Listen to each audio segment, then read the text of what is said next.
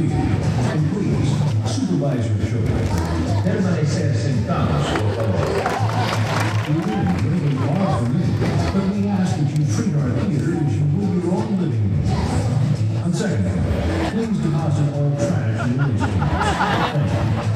As a courtesy to our presenters and everyone else in the theater, refrain from flash photography and turn off or silence your cell phones. Also, we ask that there be no texting during the presentation. Texting is on. And now, stage 23 in Walt Disney Imagineering are pleased to present Radiator Springs Reality, Imagineering Carsland for Disney California Adventure. Please welcome your host, Dave Fisher, as well as Imagineers Kathy Mangum, Jennifer Mok, and Kevin Rafferty. And from Pixar Animation Studios and Imagineers 2, Gould and John Lasseter.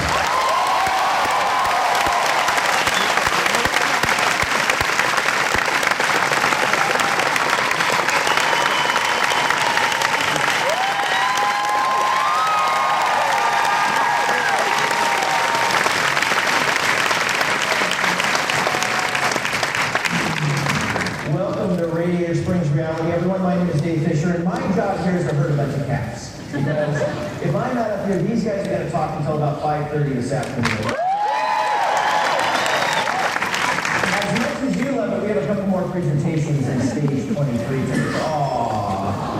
the next hour, you're going to hear a lot about Radiator Springs Racers and the entire Carsland. And by the way, I hope you've been down to the Walt Disney Parks and Resorts exhibit, because if you're there, you can go to Mickey's of Glendale and you can get your own Carsland shirt. Exclusive this weekend only. So anyway, you're not here to listen to me, you're here to listen to them. So let's get started with Carsland. And John, you want to kick it off? Sure. Hi, everybody. I have the coolest hard hat in the history of construction. This hard hat was personally painted for me by Chip Foose, so humongous paint job. And this lives in Kathy's office under lock and key. This is very special. Take it back to your office. So, Carsland is the origins of Carsland really comes from the idea of California Adventure. When we needed to do something to it. I mean, I'll be honest with you. When it was not up to the level, for my mind, of a Disney park. It didn't have quite the theming and all that in it.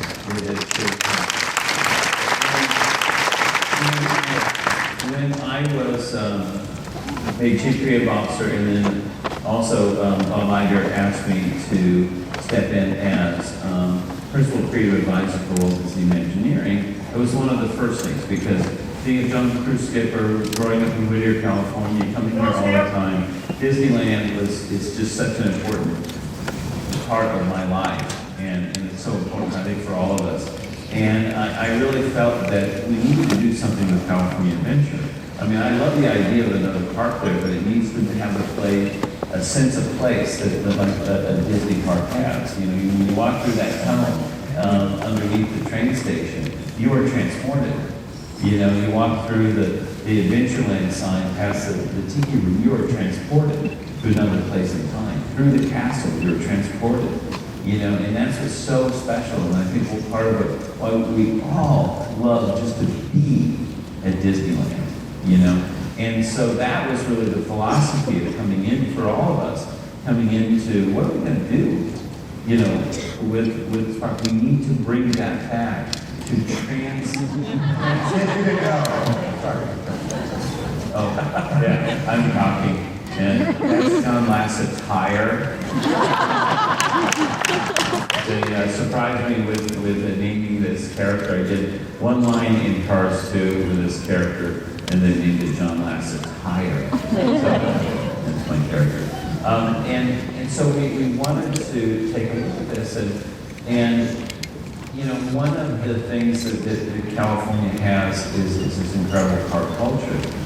And it's one of the inspirations that I had in my life, excuse me, in thinking about wanting to do something with cars as characters, because I grew up in Southern California, and I love cars. I love every aspect of cars. This is Roger. Excuse me. I found this picture of me, my brother, my sister in the back of our 62. That's me and my Casper. There's the origins of Woody, the Bullstring came from my Casper. I still have it. And so this is the back of when we got a brand new 62 Impala station wagon. My father was a parts manager at a Chevrolet dealership, and so I grew up in the car dealerships and in cars. I just love cars and everything about cars, and so that's when we started creating this idea of cars being alive and engines, and we came up with the movie Cars. And so while we were working on this, and we really started in, I was finishing up Cars when Disney bought Pixar and I became Chief Creative Officer. And we started talking about California Adventure. And it really led to, we got this movie, we got this whole new park that is California based, and it's like car culture and everything. It seems to make perfect sense to to have something here. And so that's what really started the dialogue with kind of getting, is there something we can do with cars in this land? So what we're going to do now is, before there was Carsland, there was another idea that Imagineering had been working on. It was sort of a combination of the car culture of California and this new movie that Pixar Animation Studios was working on. And to tell you about this, we have our concept writer, senior concept writer from Imagineering, Kevin Rafferty.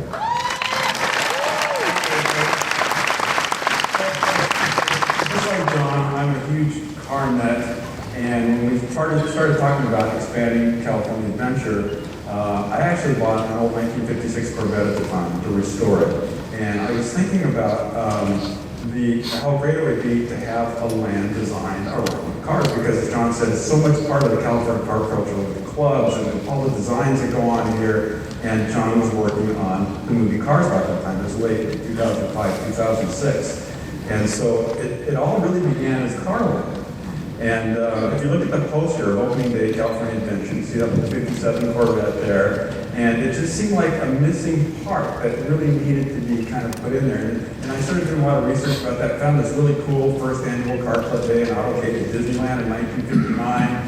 I actually think they only did that for one day because it attracted like J&T guys and singers for their t-shirts and stuff. So there's a lot of interest in the car culture. And so it all began with like a cruise street.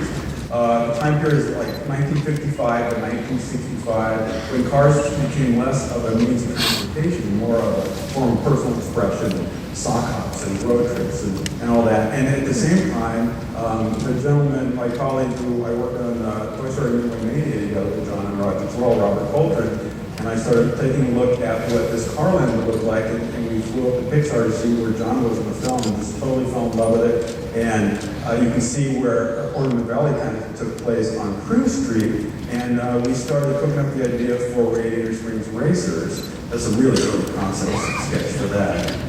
And down at the other end of the street, we had Marty's Drive-In, car hop service. And we had an attraction called Road Trip USA, where it started off kind of in California with California Crazy, and you went across the country and saw the icons. You were a kid in your 62 wagon going across the country on a road trip. And it kind of ended with a Nature's Wonderland type cavern at the end. Remember that, because that may surface a little bit later here in the car wash where guests could squirt other car kids going through. And then John actually took a look at that and said, you know what, maybe we should think about more characters. Well, one of the things that I had a very strong opinion about, and I don't have many strong opinions. No.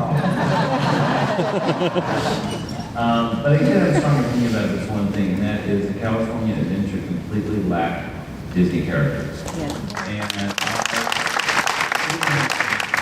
And I just didn't understand building a Disney park without Disney characters. It just didn't make sense to me. And so that's one of the, and so in the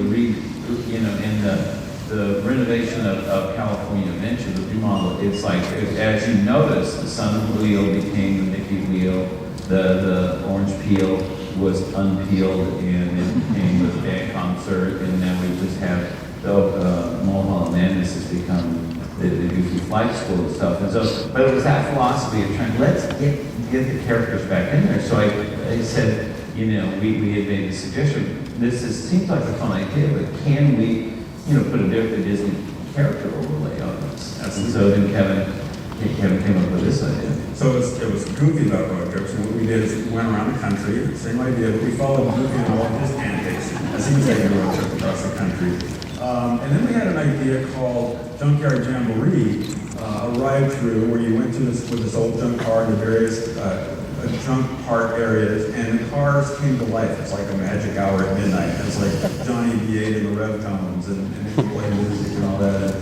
Remember that name for later as well. And then we thought, well, maybe we should, you know, the movie came out and just became immensely popular, and so we thought we'd add a little bit more Radiator Springs into it with Sally's Road Rally around town. And then it was in the final model of that time, we had Cruise Street HBC, it was 50s and sock hops and all that, and even a little bit of down in the lower left-hand corner, we had Luigi's Leaning Tire Ride kind of thing, and a car showroom, and Ornament Valley with Radiator Springs Racers in the background. And in the summer of 2007, John said, you know what, why? Because it just seemed like there was, you know, we had Herbie the Love Bug and some other kind of Disney cars, but really not a lot, so it's kind of a collision of worlds here. And he said, why not just make this, why not turn Carland into Carsland? Let's build Radiator Springs, and that's kind of where it all took off. Well, it goes back to what I was saying earlier about what Disney is. You go, it's a particular place and time. And what I felt like that California Adventure had a problem with, it was like trying to be too many things. I didn't know what era I was in, and I felt like that this was kind of the same thing in the sense of that maybe this was trying to be too many things, and instead let's just make it a place where you are transported. You are transported to Radiator Springs, and it's there, and it's alive, and to make it as real and detailed as possible. And so everybody, it was like the obvious thing. We said yes, and I remember Bob was like so excited about that idea. His sons are so crazy about the cars and the cars characters, and I think we all wanted to go there because in the making of the movie, I was so. I kept saying, I just want to make every building, everything so appealing, you want to be there. And it has really inspired families all over the United States to travel up and down Route 66, and it's really enlivened the road for that same philosophy of wanting to be there. And so we said, let's build it as exact and detailed as we can get. So, go back to or I'm not sure if you can. Yeah. So became kind of the model where you could, right by the winery there, it's just the beginning, and it's a straight shot, just like in the movie, right up Route 66 to the courthouse there. And as you come in, you'll see that it's nearly identical to exactly what's in the movie. There's a couple of buildings that we had to work around, but they designed beautifully to fit into the environment, but it's exactly what's in the movie in the right order. And so this was going to be a new land. It's not a new attraction, a new land.